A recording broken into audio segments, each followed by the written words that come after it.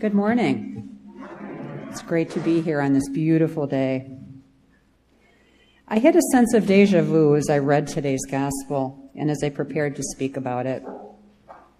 It seems that I've spoken before about the disciples' seemingly clueless behavior when it came to who Jesus was and what was to come for him.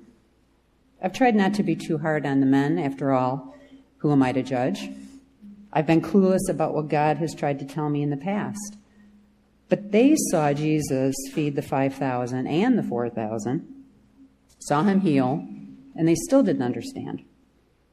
In the 8th chapter of Mark, it said, they discussed this with one another and said, "It's because we have no bread." Aware of their discussion, Jesus asked them, "Why are you talking about having no bread? Do you still not see or understand? Are your hearts hardened? Do you have eyes but fail to see and ears but fail to hear? And don't you remember? When I broke the 5 loaves for the 5,000, how many basketfuls of pieces did you pick up?" 12, they replied. "And when I broke the 7 loaves for the 4,000, how many basketfuls of pieces did you pick up?" They answered, 7. He said to them, "Do you still not understand?" In our reading just a couple of weeks ago, Jesus told his disciples about his death and resurrection, but Peter felt the need to question him. Jesus, rightfully angry at his unbelief, said, "Get behind me, Satan." I can just hear him today saying, "Seriously, man? How many times do I have to tell you?" So Jesus is a bit disappointed and angry as he yet again tries to be clear with his disciples. And maybe his reaction to their questions was not something that the disciples ever wanted to experience again. The disciples could have been afraid to pose the questions that they were longing to ask. Their history with him when they were stuck in dis or unbelief showed that Jesus could get upset with them if the questions they asked had already been answered. And after all, these men had been close to Jesus. And isn't it true that we should really know someone with whom we have a close relationship? Is this why they were arguing amongst themselves in the gospel, jockeying for position? Were they simply afraid to let their minds go where they wanted them to go to avoid Jesus' anger? Were they ignoring the elephant in the room by avoiding the most important query Jesus was hoping to receive? Specifically, who are you and why do you have to die? This fear of asking places the disciples on the opposite side of faith. Had their faith been the cornerstone of their relationship with Jesus, they would have had no fear asking him what their hearts longed to know. Rather, they wanted to know who among them was greatest. It's interesting to know that during this time in ancient history, social standing was extremely important. There was an upper class and a lower class. There was no middle class. Imagine the disciples' confusion and possible outrage at hearing Jesus tell them that in his kingdom, this system would be completely reversed, that the first would be last and the last would be first. If we thought the 12 men were confused before, this turned them on their ears. This idea of class and God's intention that the poor have been chosen by God to be heirs of his kingdom is repeated in our epistle reading from James. James sees that faith communities have unrest within themselves, seemingly the wealthy versus the poor.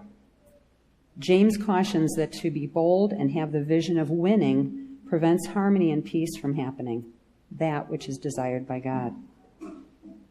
In his writing, James says that envy and selfish ambition leads to disorder and wickedness.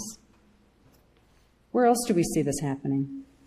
Where do we see unrest in our communities that pits people against each other, not necessarily by social class, but by ways of thinking that do not align with what one might consider the only way of thinking?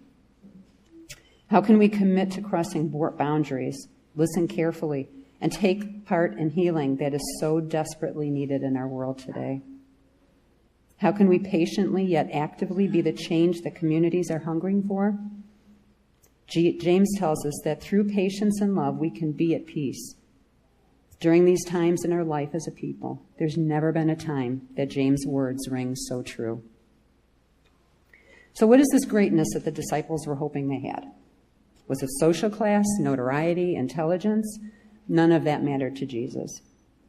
There are a couple of ways that greatness was described in terms of this gospel passage. And one is this. Greatness in Jesus' terms means being humble, lowly, and as vulnerable as a child. Those people James describes that are envious, selfish, and ambitious, they weren't great. Those people who want to win at all costs, they aren't great. Those people who believe they're better because they're in the upper class, they're not great. Those people who want you to think they're great, they're not. Rather, those who put their trust in Jesus, they're great. Those who put others first, they're great. Those who listen to you when you pour your heart out to them, they're great.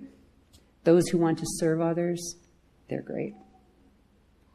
Another explanation of greatness that I love is this. Greatness lies in welcoming one who is not viewed as great by the culture, is a child, is one who is beyond the circle, or one who needs a welcome. When I think of what we do here at Trinity to serve those in our community who have no standing in our culture, I sense greatness. Our guests who enter our space each week at PADS, who have problems and live with pain that we might never know, feel welcome. It may be the only time they feel that way. I see greatness in our children's ministry, where there is love, growth in faith, and where kids know that God loves them for who they are.